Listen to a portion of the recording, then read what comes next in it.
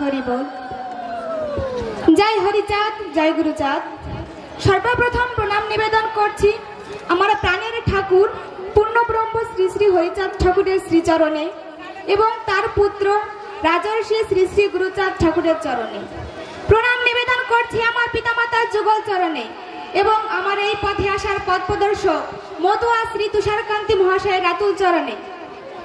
আজ এই হাতিয়াড়া খাসপাড়া মহোৎসব ধর্মীয় আলোচনা সভায় উপস্থিত সভাপতি, প্রধান অতিথি, বিশেষ অতিথি সহ ঠাকুরের সমবেত ভক্তবৃন্দ সকলের রাতুল চরণে আমার ভক্তিপূর্ণ প্রণাম নিবেদন করছি।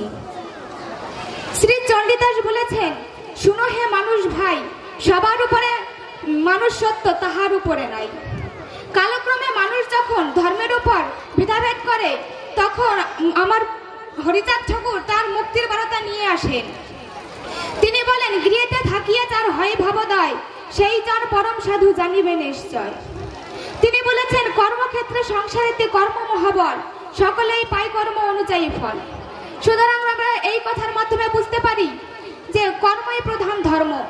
আমরা যদি কর্ম ত্যাগ করে ধর্মচর্চা করি তাহলে এই সৃষ্টি জগতে ধারা ব্যাহত হবে, আর আমরা যদি এই কর্ম ত্যাগ করি তাহলে এই ধর্মেরও কোনো অস্তিত্ব থাকবে না।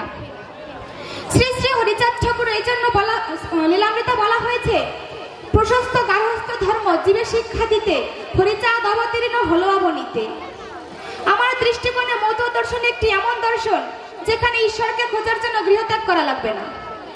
ঈশ্বর যদি কেউ সত্য কথা বলে, পরস্ত্রীকে মাতৃজ্ঞান করে, পিতা মাতাকে ভক্তি করে, তাহলে তো ঈশ্বরকে খোঁজা লাগবে না, ঈশ্বর এসে তাকেই এসে ধরা দেবে।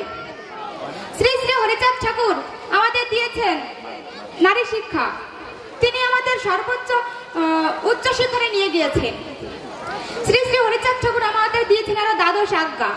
তার মধ্যে প্রথম হচ্ছে সদা সত্য কথা কইবে, দ্বিতীয়ত পরস্ত্রীকে মাতৃজ্ঞান করিবে এবং তৃতীয়ত পিতামাতাকে ভক্তি করিবে। একমাত্র মধ্য ধর্মেই দেখা যায় যে সন্তান তার পিতামাতাকে, জীবন্ত পিতামাতাকে বসিয়ে অশ্রু জলে পূজা করে। তাই মধ্য দর্শন হচ্ছে এমন একটি দর্শন যেখানে বাস্তবের কথা বলা হয়, যেখানে কোনো পুরনো মত অনুসরণ করা হয় না। তাই আসুন আমরা শ্রী শ্রী হরিচাঁদ ঠাকুর ও গুরুচাঁদ ঠাকুরের মতাদর্শে ধাবিত হব, তার দ্বাদশ আজ্ঞা পালন করব, তার এই মতাদর্শ আমরা সামনে এগিয়ে নিয়ে যাব। শ্রী শ্রী হরিচাঁদ ঠাকুরের দ্বাদশ আজ্ঞা হচ্ছে আমাদের কাছে 12টি কমান্ড।